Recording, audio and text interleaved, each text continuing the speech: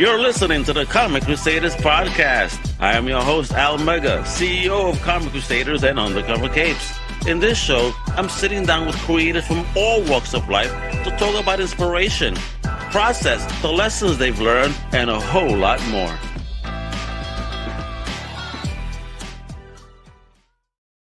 Well, what I'm here to, you know what it is.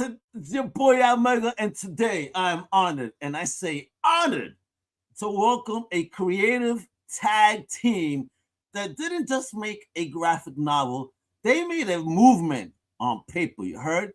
I mean, these are the minds and souls behind Fela. Music is the weapon. It's an epic original graphic novel released by HarperCollins Amistad, and guess this? It's the only second graphic novel in that imprint's history. Yeah, baby. So history making energy already, you heard? Now, this book is a magical realist, soul-shaking, Afro-psychedelic journey into the life of Fela Kuti, the father of Afrobeats. If y'all know ML, you know how I love music. Afrobeats is my joint. I love it, man. I love the music and I love the vibe and these gentlemen, and specifically one of these, which is the return guest, was the one that helped teach me even more about what Afrobeats is. So thank you to this guy, which I'm about to introduce in a bit. All right. But again, this guy was also a revolutionary artist. He was a political lightning bolt and a cultural earthquake. Now, I want you guys to think Bob Marley, only if Bob Marley had dropped 55 albums and more. All right. He got arrested over 200 times. He married 27 women in one day. Yeah, bro. Woo, Jesus Christ. And accidentally founded a country. So, my man, let me tell you, this isn't just about music. This isn't just art. This is sound as rebellion, rhythm as resistance, and truth with a beat. You heard? So, we're about to get into it because when the music is the weapon, the page becomes the battlefield. And let's talk about those battlefield warriors themselves. My return guest, the one, the only Conor McCreery, and his partner in crime, the amazing Jibola Fagbamiye. I hope I got it right. What up, man? How you guys doing? And I hope you're not on mute, Jibola. We're good. Sound like you're on mute. Yeah, Jibola, I think you're on mute there. Was I on mute the whole time? Just there, yeah. Oh, okay. I was like, hey, I've been talking this whole time. Well, thank you, fellas, for coming on to the Comic Crusaders podcast and specifically to talk about this amazing book. I know the last time Conor was here, he was very excited, talking about this project. And he was talking about, I got this amazing partner in the project. So, Jibola, taking time out your busy day, talk about this because, man, as I was telling you guys in the green room, man, I actually watched a documentary about Fela right prior to our pod, and I'm about a third through the book, and I'm like, wow, learning so much. And it's like you mentioned in the book, kind of in a sense, it's like, why are we not learning about these heroes in our schools? When we deserve. I know we're in America, folks, but America is diverse, and we need to learn about our heroes too. And thank you guys for, just like the documentary, Music is a Weapon. You guys are like, thank you, bringing an amazing story back to life and in front of this new generation that's refining Afrobeats, if you will, right? Because Afrobeats has been on the tip for a minute, and you got so many, beautiful women. I'm a fan. Oh my God, am I a fan? Tams, God bless, baby. What's going on? Anyway. I dig it. So let's get into this. All right. Who fired the first shot? Music, history, or was it pure obsession? Oh man, I think it was a combination of both, right? Because I grew up in Nigeria, not too far from Fela's house, and I knew about Fela, so I would walk past the house and even be afraid to walk past the house because of all the stories you would hear about Fela, So he was like the cranky old man of the hood.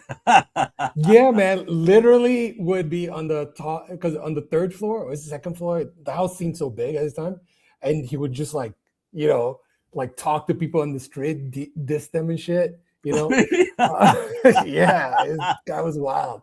So I kind of knew most of what the government said about Fela, like, oh, he's crazy, oh, is this, is that, he's surrounded by criminals, right? And then when I came to to Canada, was actually when I felt that I really discovered Fela, when I read this book, This Bitch of a Life by Carlos Moore. And I was like, God damn, I didn't know Fela ran for president. I didn't know his house was an independent republic. I didn't know that he was arrested over 200 times, you know? Not just that, I mean, the way they banged into his house. When they burned his house, things. 1,000 people attacked his house because of a song, right? Oh, a song. So words of power. Yeah. So what are you saying? And the military government, which had total power. The feds, but the federales, I mean, it's funny. I was watching the thing, and it's like, oh, the feds went in. I'm like, wow. So outside of the states, it's still the state federales, the cops. Because again, was it the army that went in there? No, it was the army. It was the army. Because of words and songs. Because of words, because of a song, man. Jeez. Right. So I thought the story is wild. And I was like, we don't get stories like that, in this part of the world, No, we don't. So this, a lot of stories that you get from Africa is, same old shit, So we wanted this story that was like multi-layered, because yes, it's talking about resistance, it's talking about a movement, but it's also talking about music, by art, about culture. It's about magic. It's all these layers. About friends that corrupt you. What's that? About friends that corrupt you as well. About friends that corrupt, but about friendship, right? And about love and all these things, right? So we wanted to put all that knowledge into it, And so I met Conor in the journey and dragged him into the shit, wait a minute. He went on early. Now I need to know the story of the promance, is what I call it. The promance. So how did you meet Conor? Oh, so back in the day, Conor used to throw these wicked parties called Bring a Stranger, right? Really? So party boy. Listen, like those parties were fucking dope, right? So the idea is, so if someone comes to the party, the person will bring a stranger to the party. So I was somebody else's stranger, right? Okay. So this girl, Eva, was like, yo, you have to meet my friend Conor. He's awesome. You guys should collab one day on something. Because Conor had just done Kill Shakespeare at the time, So I came to the party and met Conor. I was like, oh, this guy's so cool. And then we just sort of hit it off. And then years later, I had been working on the Fela graphic novel at the time, but just kind of like didn't know how to piece it together, because I'm more of an artist, not a writer. Like I had the themes, but I just didn't know. And so I was like, hey, bro, like, can you give me some tips, man? And homie just came back with like amazing tips, right? Like just like deep cut stuff, right? So I was like, can you just help me write it? Can we write it together, bro?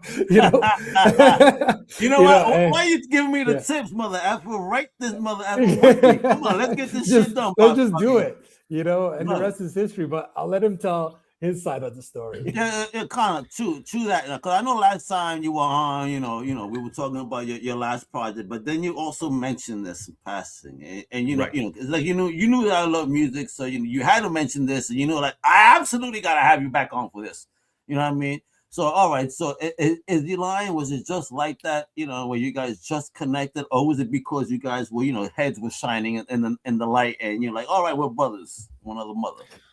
I mean, it was a bit of both, right? Like the Bring a Stranger party when Eva brought, like Jibola is just one of those people who like he lights up a room when he walks in. He's just good energy, right? Like that's who he is, and I like to pride myself in being a good energy person. I think we both kind of just were like, oh shit, like this is somebody who just wants to bring like good vibes, a vibe, right? Baby, get you, and that's kind of where it started. And then Jibola had he'd mentioned this project. He's like, would you take a look?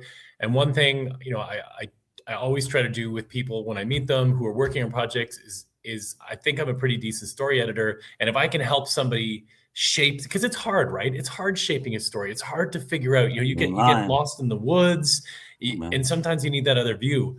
And I knew a little bit about Fela.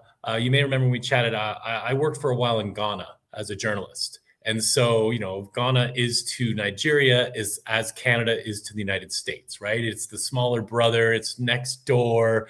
Yeah. Privately, the Ghanaians are kind of like the Canadians are like, man, those Nigerians are crazy, right? Like, and the Nigerians like those are like, Canadians are saying about us right now. Exactly. And the Nigerians like the Americans. Crazy. They're like, we run shit. We run shit. Like, what are you talking about, right? Like, go eat your eggs. And so we looked at this, and so I had a bit of familiarity with that part of the world. Like, and I think the other big thing for me is like, I'm of Irish descent, right? So the Irish history with British colonialism, like Ireland was the European nation that was colonized by the Brits, right? Everything the Brits tried everywhere else in the world, they did in Ireland first. So I had always grown up with this sort of anti-colonial sentiment. This is why Puerto Ricans and Irish get along so well, because we're colonized to this day.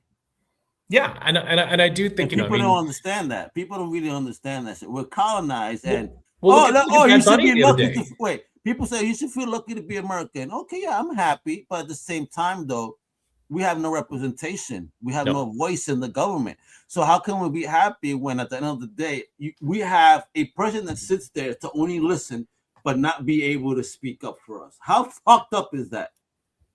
And that's kind of what this book is about, honestly. Like, it is about this idea of colonialism, of being separated from your culture, of being told that who you are or what you are isn't good enough. Like, look at Bad Bunny, right? Like, biggest music star in the world. What he's going through now. It's so crazy. And half the people are complaining. They're like, oh, we should have an American. And it's like, you don't. But he is. He is American, right? And my uncle bled for this country. Again, listen, in order for us to earn our citizenship as Puerto Ricans, we actually had to enlist in the army, right? When they first took over. Guess what? My uncle was in the Korean War, one of the Borinqueneers, the all Puerto Rican troops, because they were segregated. You know what I mean? So he bled for his country. He served, and he got hurt in battle. So come on now. It's like, yo, we earned our stripes, and to say that bad, but just because he's angry at what he sees doesn't mean that he's any less of an American. That's our right to. I mean, that actually is very American, right? Like, isn't that the whole point of what America is supposed to be? And one last segue on this is, when Trump was talking a lot about the idea of Canada being the 51st state, Jibola and I were talking. We're like, Canada's not going to get to be the 51st state. We'll be Northern Puerto Rico. We will also not get our any self-determination. You think Trump is going to turn to 30 million Canadians, the vast majority who would be definitely Democrats, that we're going to get voting rights? Nah, man, we'll be Northern Puerto Rico, right? We're not going to get self-determination.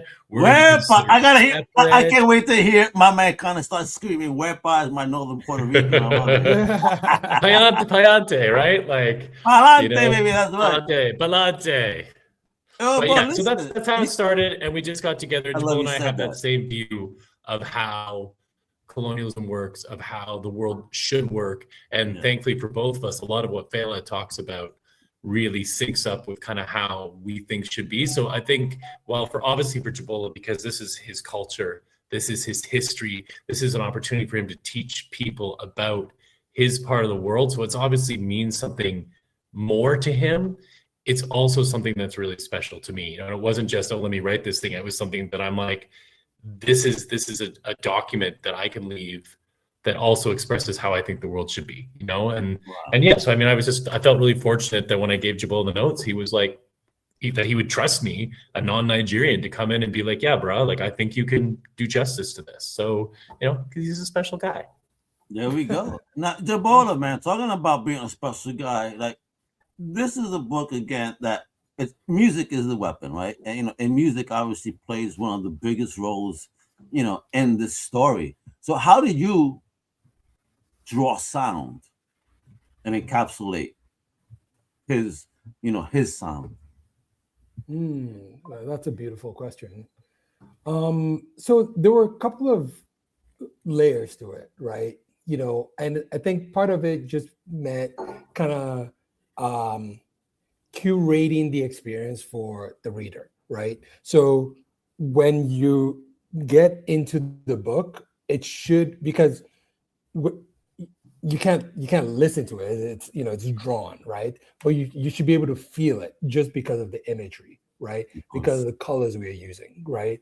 So as the experience was just deliberately curated in a way where you would feel like you're listening to music. You feel like you're listening to a Fela song, right? So it starts with this dream sequence where you're like, wait, I thought this was a biography. Why are we fucked not me up with that one at first? I'm like, huh? And then, Yeah. and then you really got me thinking on some levels, man. Like, you know, because I had just finished smoking, so you got me thinking. I'm like, oh shit, Yeah. wait a minute. I wonder. Imagine you had that choice. You know what? I just kill me now and let me come back. Yeah, I love man, that because shit. it's a deep philosophical question. It starts with, right? And then we take you on this journey where he starts off with, you know, I was born twice, and you're like, wait, what? You know? And if you compare it to when you listen to a Fela song, right? It starts, you know, very different from how it ends, right? Like Fela Oh yeah. songs like 10 minutes long, 20 minutes long, and it's jazzy from the start. It layers. So we try to do the same thing, right? And obviously we did the obvious, right? Like you have musical notes, you have people dancing, you know, and and honestly working with Conor too, just the way he weaved the language in there, you know, made it have a lot of life, you know. And there were these ideas. Oh my God, I need to tell you this. So there were these ideas that Conor initially had, and I was like, no, we're not doing that, because like one of the things I didn't tell you, one of the things I didn't tell you is when I wanted to write the book initially, I wanted it to be maybe 50, 100 pages, 100 pages max, right? So Conor took my notes, you know, went away into the dungeon, came back with 360 pages, 370 Jesus pages. Christ. I'm like, bro, you know we're drawing this stuff, let's right? not exaggerate. It was 354 pages. No, it wasn't. Minus 6 pages, bro. Well, accuracy. After 350, it doesn't even matter. I should have said 400, you know. So oh shit, I could have gone to 500. His hand is like this the whole time now. Like Jesus, like bro, you did my hands are still hurting, you know. So so some of the pages was just people dancing, no words, no nothing. So I was like, oh, so you want me drawing, but you're not writing anything, you know? But like reading it in context actually made it fuller than what it is, right? So people that I've spoken to read the book felt like, oh man, those pages where there were no words and it was just art and music allowed you to just sort of sit and enjoy the moment almost, and that contributed to the experience of the book. Excellent. Now, Conor, how do you script rhythm then? Because you know, this is my white boy right here, right now, bro. You know, and there's this nonsense that they say white people only got the rhythm, which is bullshit. Because let me tell you, I have a lot of white friends that dance a lot better than me. So, you know, I mean, I know what y'all talking about, man. You know, it all depends where they grew up. I'm a '90s hip hop and Britpop kid, so I don't know. My dancing is all over the place. But I mean, I think for me, the biggest amount of rhythm was in trying to capture Fela's voice. And the great thing is well, two things. One is Fela has a very distinctive way of speaking. And so that was a big help, because you're like, okay, he has a natural rhythm. When you read it in This Bitch of a Life, when you're reading the words that Fela says, you can start to feel how he speaks. And then like you're talking about the documentary, like Music is the Weapon, the documentary, or Finding Fela, like you listen to him speak and he has this kind of like pause, staccato, you know, and then it hits. He speaks in a musical way. He speaks in a rhythm. He speaks in bars. And he does.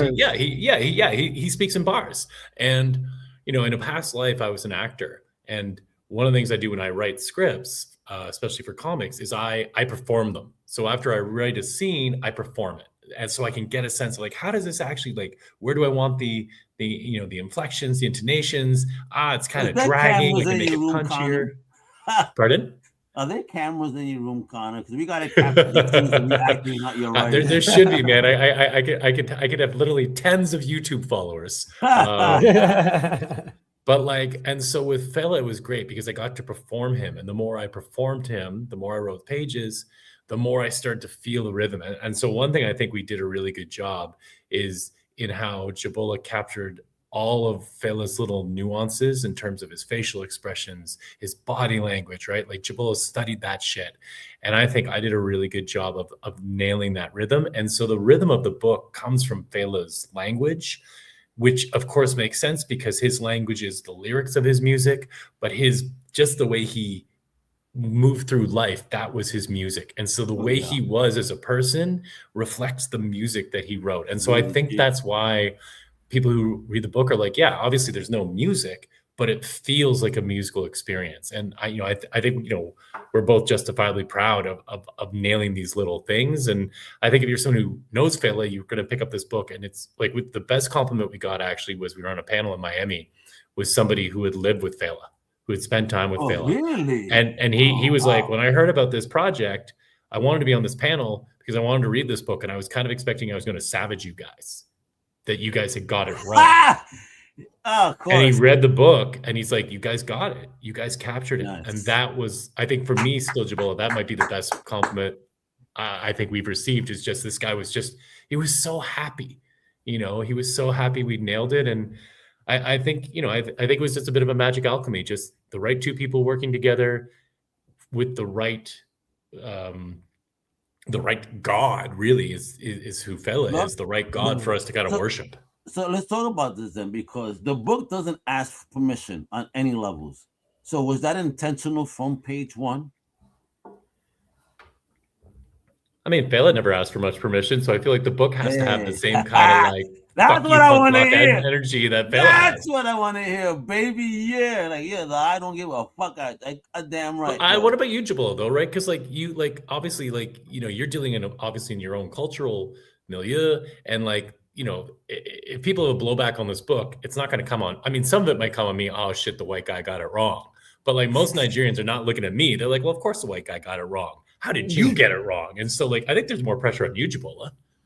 Yeah, I mean, I just kind of wanted us to create something that I didn't really care about. Oh, is this what the rules would be? It's just like, let's create something. It's going to sound cliche, but let's create something awesome here, right? Let's create something where we're being maximalist at everything that we do, right? And if you want to create something that would really inspire people, that'll make them feel something, like make you cry, make you laugh, make you feel something, you can't ask for permission. You have to go raw and real all the way, man. Right? So we did not want to hold back, and then it would just not feel consistent to who Fela is and the subject matter, right? Maybe we were writing about somebody else, maybe we would, but for the subject matter, it needed to feel like not sanitized. If you see, when I saw the play on Fela on Broadway really inspired me. I thought it was wait. There's a Fela on Broadway. There's a Fela on Broadway, man. Yeah, it's no longer there, but it ran for 3 or 4 years, right? What? It traveled around the world. Yeah, see, this is the bullshit about where I live at, where they don't teach us about our heroes or people that we could connect us to our heroes. They don't want to teach us about this country's hero. That's fine, but the world had heroes too. What can we learn about them? You know what I mean? I think it's only fair. And again, thank you guys again just for doing this, because putting me on. Because listen, Afrobeats today is global, right?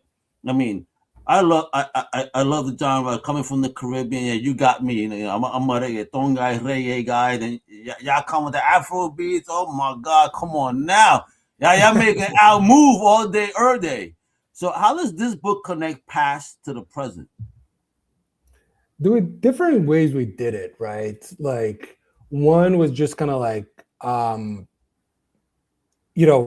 we wanted it to feel like something that's happening right now, right? Because if you look at some of the themes of what's happening in the US today, you have ICE, Gestapo, friggin' grabbing people off the street.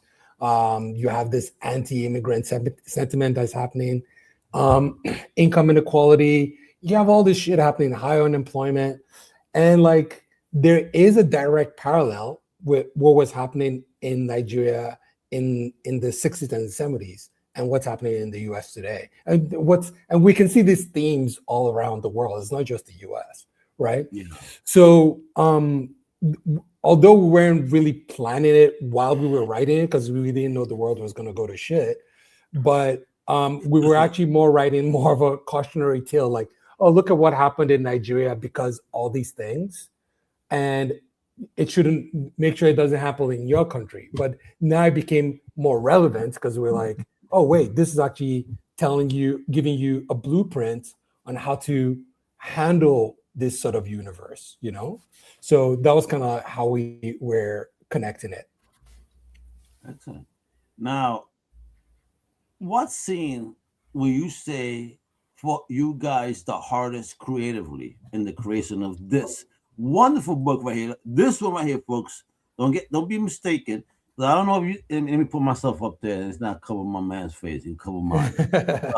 So this out. You got Fela Music is the weapon, all right? You could pick up the book right there and then have that QR code right above my big head that you guys could just go ahead and snap a picture right now and go straight and pick up. This is the cover. This is the book, right? You could buy this everywhere. Amazon, Indigo, International, US, Canada. Come on, man. Make it happen. All right. The Balmoral Africa, 55 albums, 27 women in one day. Jesus Christ. That's something. Guys, honest to God, in today's day and age, would you marry 27 women at once? In this economy? He goes the economy. In this economy, man. I don't know.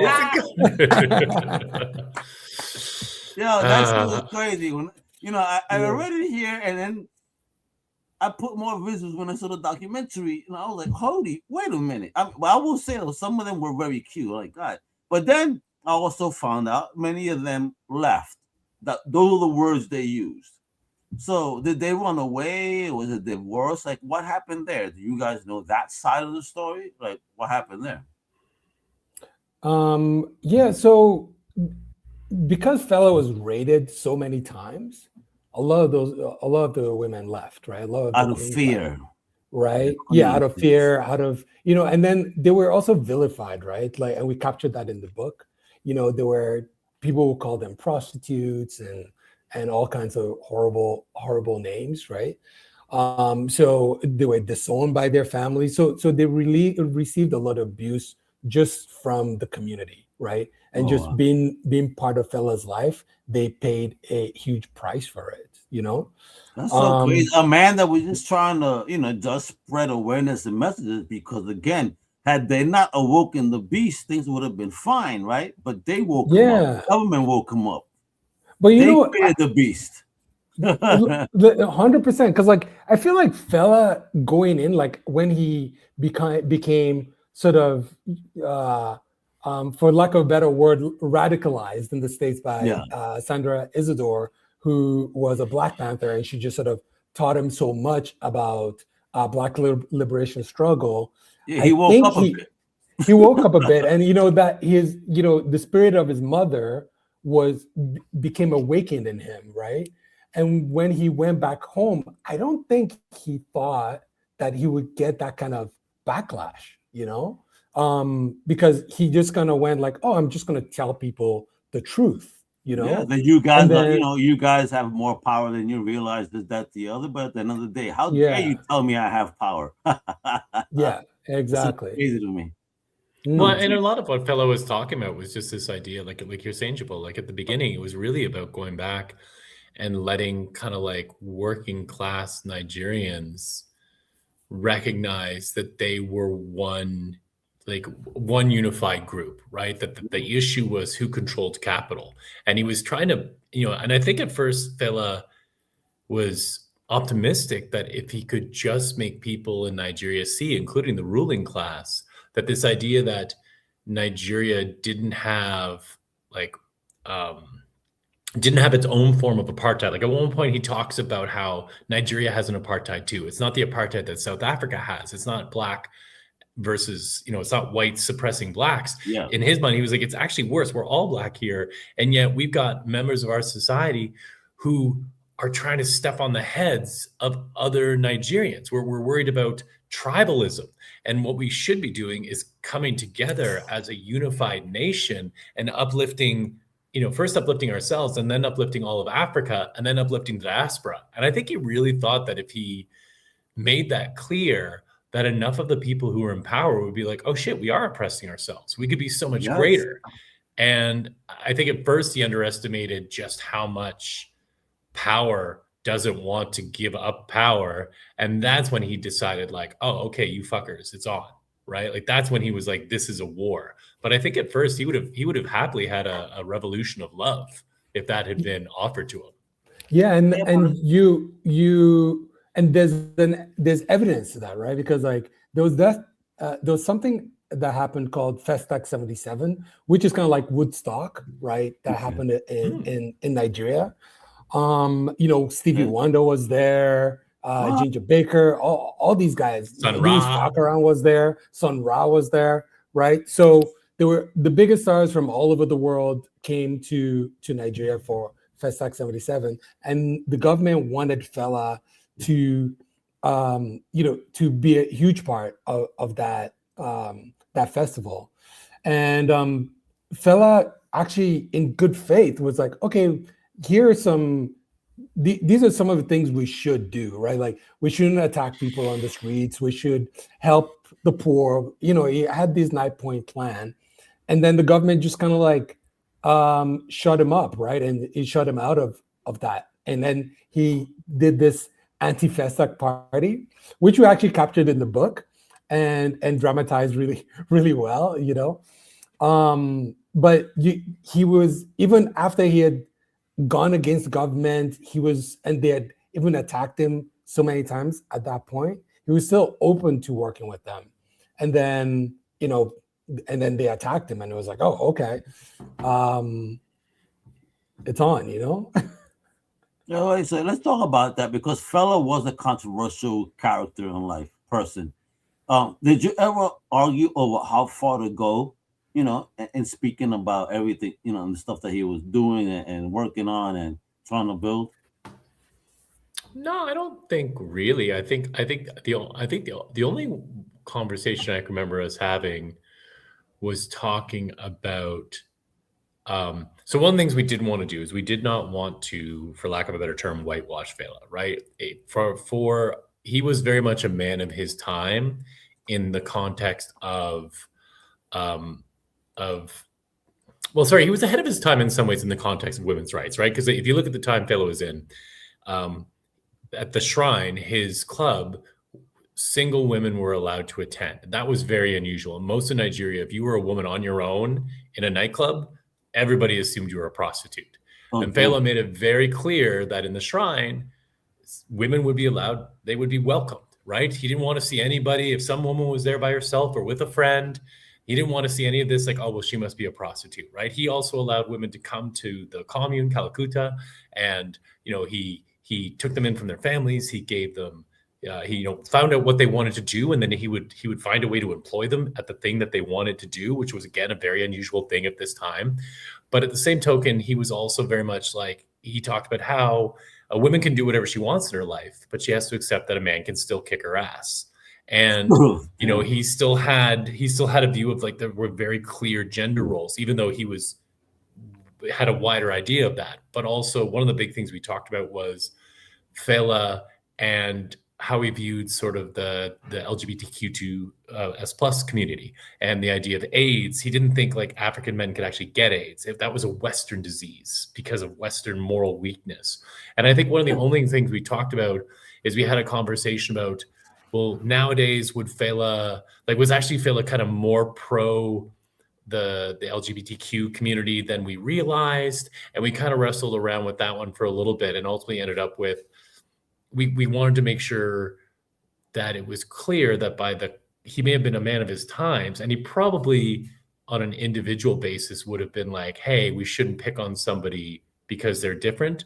From a societal perspective, he didn't really have much space for the gay experience. And it wasn't really an argument. We just kind of tried to talk it out because we wanted to be faithful. Because one of the things I think about Fela is like, he really struck me as the kind of person that could have a one-on-one conversation with anybody and was willing to engage with anybody if they were willing to engage with him on an honest intellectual level. And that's why we kind of created this scene that never really happens in real life, where Fela and General Obasanjo, who is the head of the Nigerian military government during this Festac, and we actually have them, we know Fela met the government, but there's no real evidence that he met the general, but we created the scene where the two of them can intellectually clash swords and talk about what they believe in.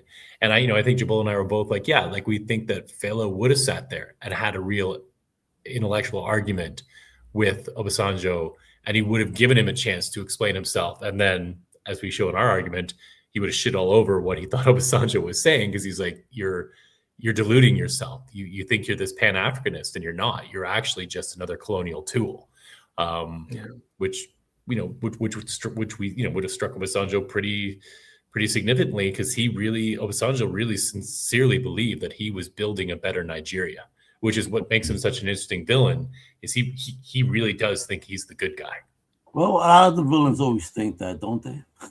Yeah, good ones too. It's like Thanos, right? Like, it's like, hey, I'm actually trying to help here, And I'm wondering when they get rid of maybe get rid of part of your family, but I'm just helping you that we don't have an extra amount of things, so you have extra money.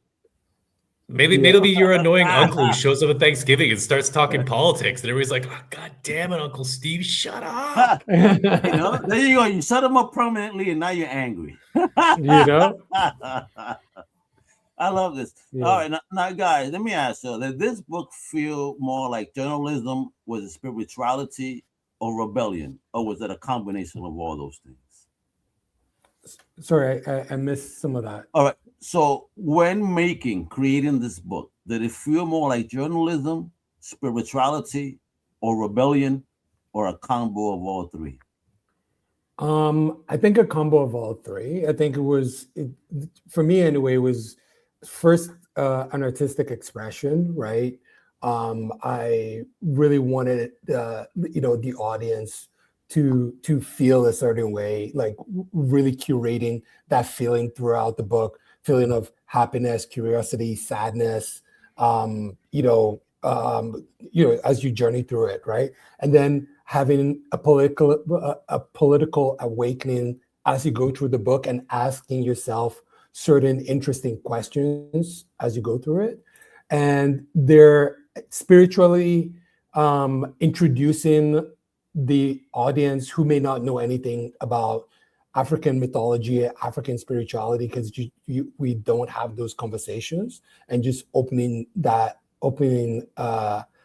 people's minds to that, and then artistically for me, just kind of really wanted to stretch myself to figure out, how far can I take this medium, right? How can I push myself to the limits, and those were some of the things we were trying to do in it. All right, Jibola, I'm sorry, I've got to call BS on that last one. Oh shit! I'm just teasing Jibola because, like he was saying about the three. So when we were doing this project, and so I brought this, we didn't quite finish the story actually. So I bring Jibola this 350-page book, and Jibola's like, "What the hell? Like, I gotta draw this thing." I didn't yell. No way. I didn't yell. No way.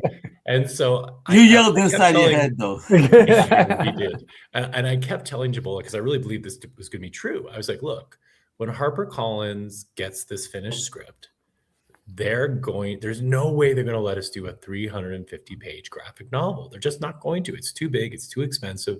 They're going to cut like 100 pages. So I'm like, we don't have to go through all this little cutting stuff now. We're just going to bring it to the editors, and they're going to tell us what to cut. And then we can fight for the stuff that we don't want to lose. And Jibola's like, okay. I was like, it's going to be like 60, 70, 80, 100 pages shorter when they're done. Okay. So we deliver this thing, and the editor takes it, they go away with it for a week. You know, I can tell Jibola's just rubbing his hands. He can't wait to come back and hear this thing's gonna be 248 pages or something. And they come back and all they say is, "We love it, but could you add a couple of pages about Fela's dad?" And inside, I watched Jibola die a little bit. And then the next stage of our thing was every time we would. So then we start drawing it, right? So Jibola would do the thumbnails, and he would come in and he would be like, "So this scene's like 8 pages. I think we can do it in 6. This scene is like 12 pages. I think we can do it in like 7." You know, and every scene he was like, "I think we can cut it down. I think we can cut it down." And at first I'd be like, "Come on, no." And then I was like, "Oh, I know what to do here." So I'd be like, "You know, Jibola, you're right. We could totally try to cut this down. Well, what do you want to lose? Do you want to lose this part or this part?" And he'd be like, "Oh, well, no, bro, we can't lose that part. Like, we need that part, and we can't lose that part either." And then inevitably, you know, it would go on. So I was just teasing Jibola. He's like, "Oh, I wanted to press myself." Nah, Jibola, for the first 8 months of this project, was trying to find any way, shape, or form to cut pages, to get less stuff. But I did want to answer. You actually mentioned one thing before, and I don't think we answered it. You asked us like what scene was the most difficult. Yeah. And Joel, I'm curious. I think you'll agree with me. There is a 20-something page scene about a song called "Expensive Shit." It's actually on the website. I think, I think that is, that's true. If you go to the website here, you can actually read this scene. It was the most difficult scene for us for a couple of reasons. One, because this was actually a flashpoint of Jibola being like, "This is too long," and he really wanted to cut it down. And by the time we finished writing it, this is a scene that has like 3 flashbacks in it.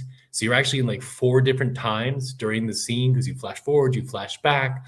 Then you realize the whole thing is actually something that Jibola is telling you as a member of an audience of his concert. So he's actually been on stage the entire time he's telling. And the story behind Expensive Shit is amazing.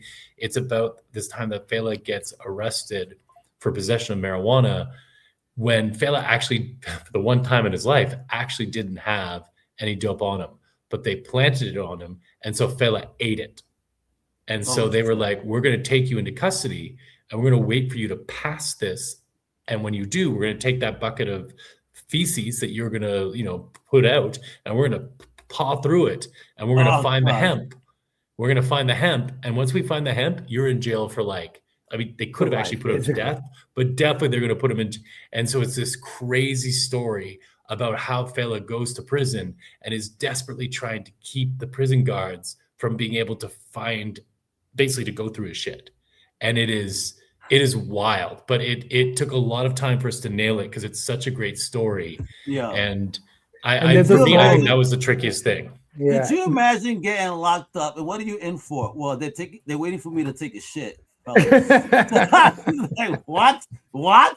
You didn't kill nobody? Like, I don't know yet. They're waiting for me to take a shit, bro. It's like, you know, that sounds fucking wild, bro. Yeah, he has a song about it called "Expensive Shit" because it cost the government so much money. You know, because they arrested him, they did this. So it's like, this is the most expensive shit in the history of Nigeria. Isn't that crazy though? How sometimes the government will go balls out crazy just to stop somebody from telling their truth. That is that's the most dangerous thing, isn't it? Right? But then, you know, when the government goes that crazy, I mean, how are you not to believe? Well, I guess this person must be right, because why else would someone be that fucking nuts to try to cover it up? You know what I mean? So I mean, I think that's what you're kind of seeing, like, say, like what you've been seeing in Minnesota, right? Like you know, in Minneapolis, like with the length that the government is going to try to make these 2 murders seem like no, like, oh no, of course these were totally justified. And you're just you know, you see the video and you're like, these things don't add up. You know, it's the same thing with Floyd, right? Like when he was murdered, right? And you saw the video and like there was nothing that, you know, the police force could say to make you go like, oh yeah, that was completely just. Like when you see these things, and like you said, when the government tries to turn themselves into a knot to make it seem like what is true is not true, I think that is a thing that shakes some people. That's the red and flag. Makes them really question. The more you deny it's it's like an abuser, right? You know, they look so sweet, and they deny we don't do this shit. They look sweet on the outside, But come on, man. The sweeter you try looking on the outside, I think the more bitter you are on the inside. I'd rather look mean on the outside and be a sweet little cherry inside, baby. It's man. I mean, that's way better, right? Like, well, I was thinking, like, what was, and Jibola, maybe you know the name because it's escaping me, but there's the woman who was one of the people that was arrested, I think, with Don Lemon when they were at the church. Yeah, and I don't know if you've heard of this, but the White House digitally altered her photo. Yeah. So when she was arrested, the actual photo of being arrested is she is very stoic. She is in control. She is being escorted. The photo that was released shows that she's crying. They darkened her skin tone, enlarged her lips, and made them more red so that she kind of fills this like mammy Aunt Jemima's type of stereotype. And now she's bawling uncontrollably. And it's this is the kind of stuff that I think Fela was standing up against. And, at the risk of getting too political, this is the stuff that this book is about. Yeah, there's a direct parallel, right? Like if you think about the unknown soldier, when Fela's house was attacked by 1,000 soldiers, the whole neighborhood saw this happening, right? And the government came out and said, oh, only one person attacked Fela's house and that person burnt his house, and it was because Fela was trying to rob his own house, and you're like, and everybody was like, what? We all saw what happened. What are you talking about? And, you compare this to what was happening in Minnesota, where we all saw the video and the government actually says, hey, it's something totally different that happened. And Fela calls it government magic, when we all see with our own eyes, but they tell us it's something else. Yeah, the sky is red. Yes. The sky is red. It's blue. No, it's not. It's red. Like, motherfucker. All right, whatever. Very 1984. Yeah, but Jibola, I gotta say, man, just I've been bringing up your art and I haven't said it yet, but fuck, bro, you are a beast, bro, a beast. Look at this artistry here, bro. It's like, how long have you been developing those skills, man? Because this shit is just fire. It looks great. The way you emote, the lines, everything, man. You do a fantastic job here, bro. Scene by scene here, panel by panel. This is fantastic. I know you shared this is the craziest the rest of history, folks. Again, within the book, he just shared this in the background, and so I'll put it up real quick. But again, just look at this. There's him over there trying, oh my God, bro. I'm not gonna watch somebody take a shit, but this is horrible. Anyway. Yeah, man. No, thanks a lot, man. But I've been drawing my whole life, and what was crazy about this was like the book has 4 different art styles, right? So depending on what section you are in the book, it has a different style. And then there was a critical thing that happened in the book, no spoilers, and that critical event changed the style of the art, right? So initially it's the dream sequence, and then you get this type of art that you're looking at right now, which is pretty classic comic graphic novel, illustrations.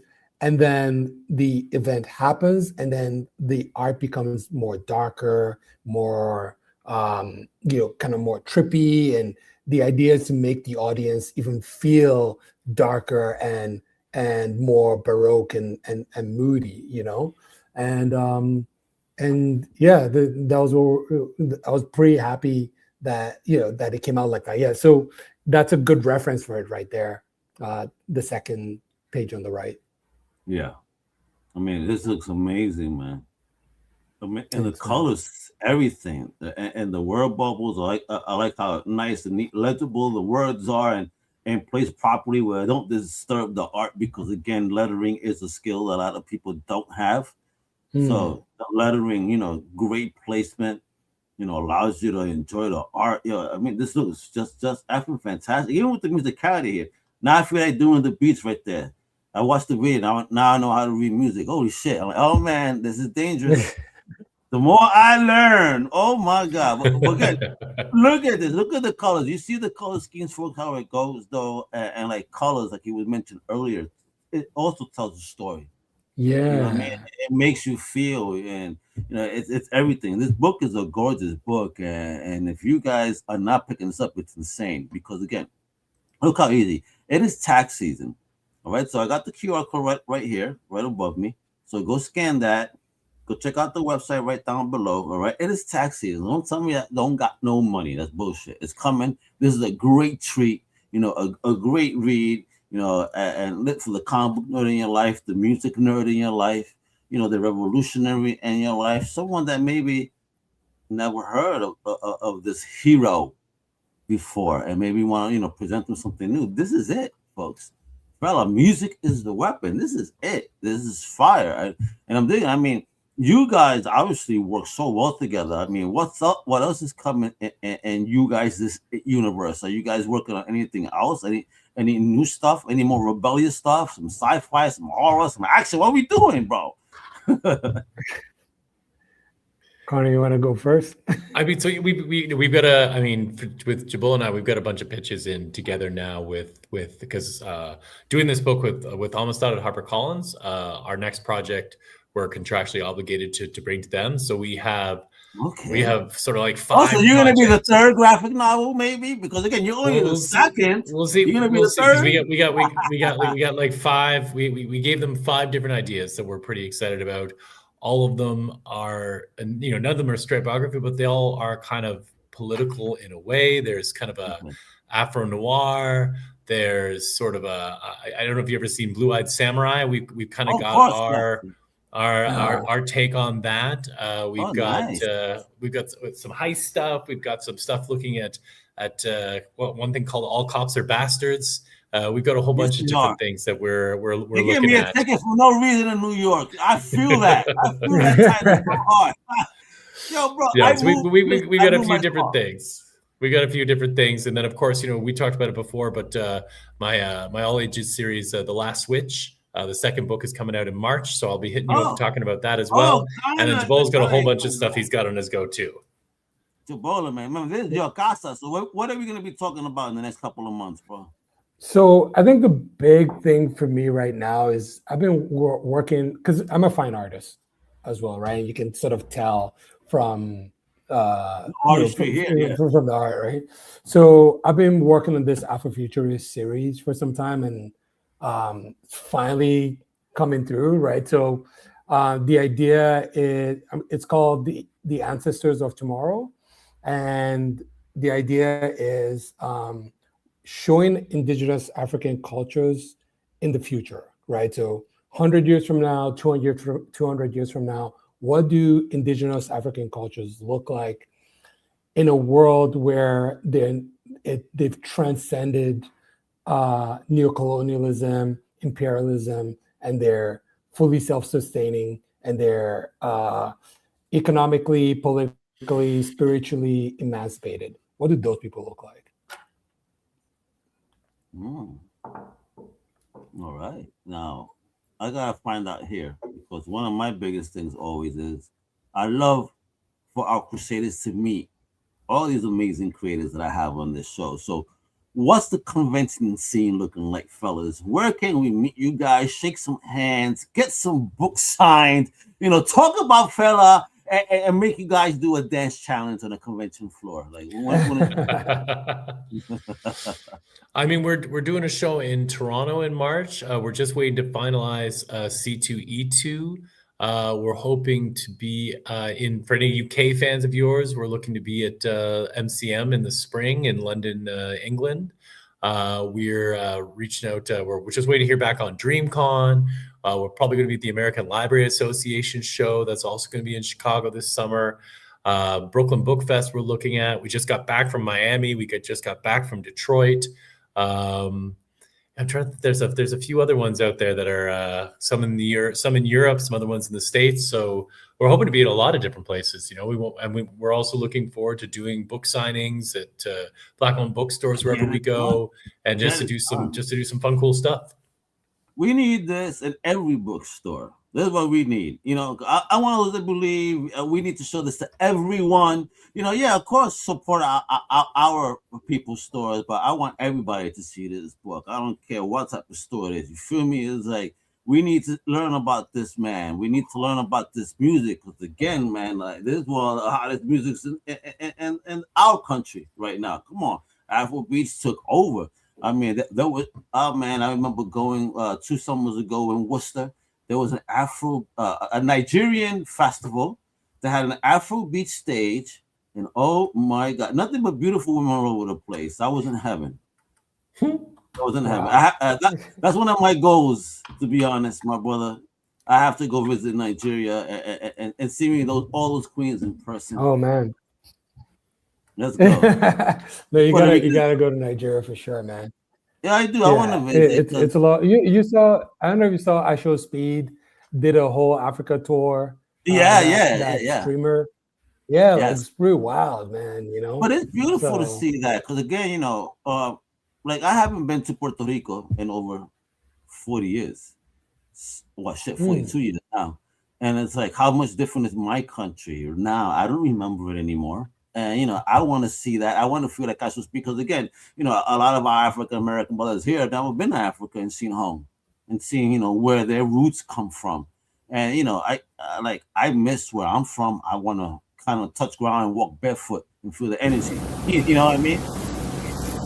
So that's what it is for me. So, all right. So this is the last one. And I want each one of you to answer this. What do you want readers to do after closing this book?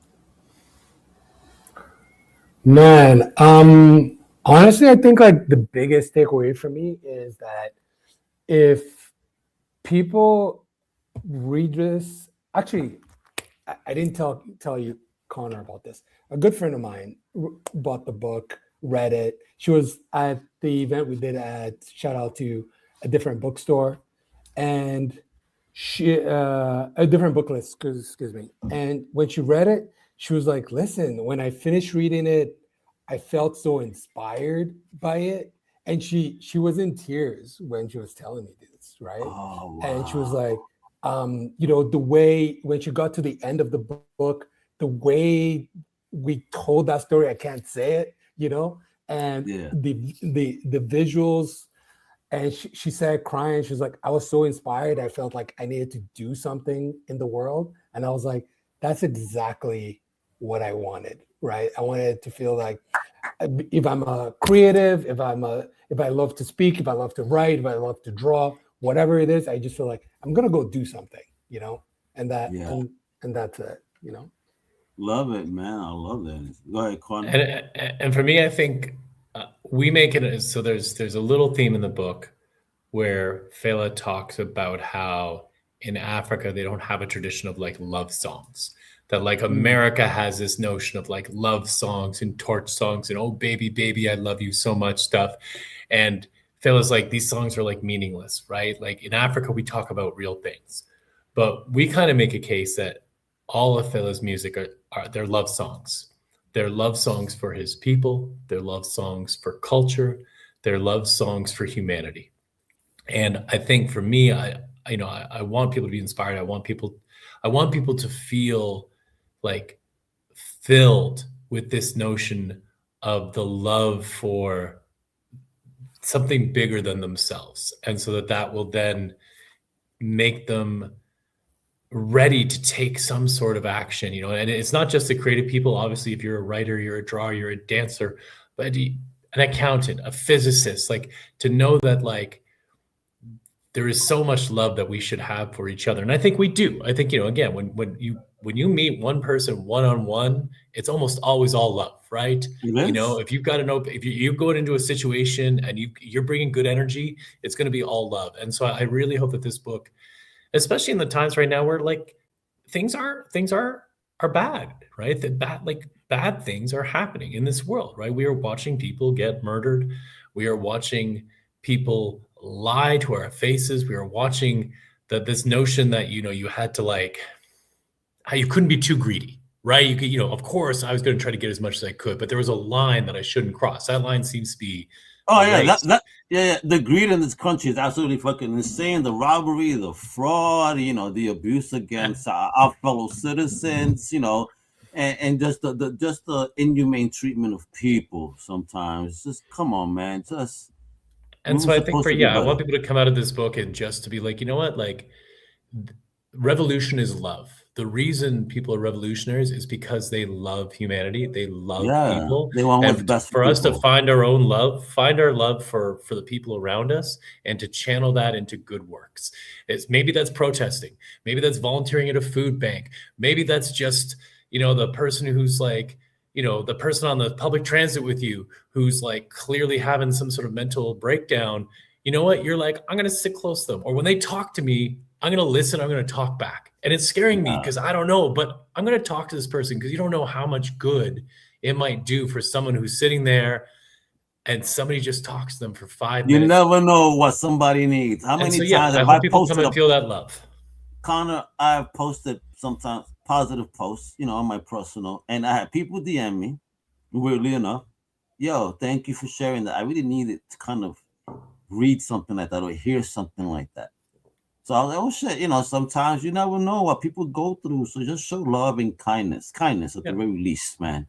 And and I think this will be a whole better world. And like music is the weapon is the book of how this musician, through one of the most powerful weapons in the whole universe, music, can be used for good and spread a message. You know what I mean?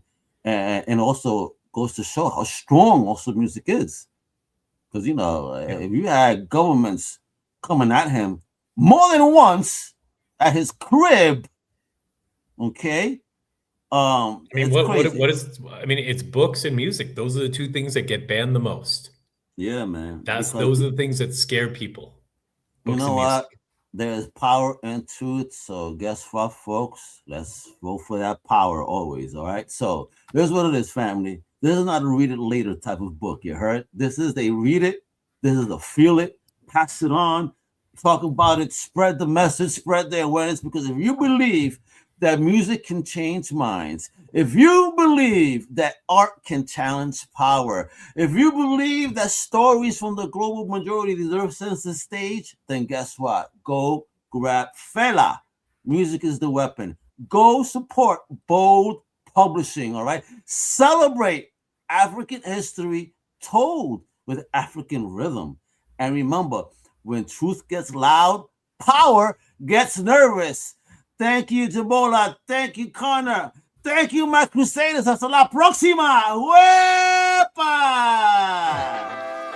Thank you for listening to the Comic Crusaders podcast. If you like the content, please subscribe and turn on notifications. Also, please visit comiccrusaders.shop and our extended podcast family over at undercovercapes.com. And also make sure to download the Comic Crusaders app on the Google Play Store today.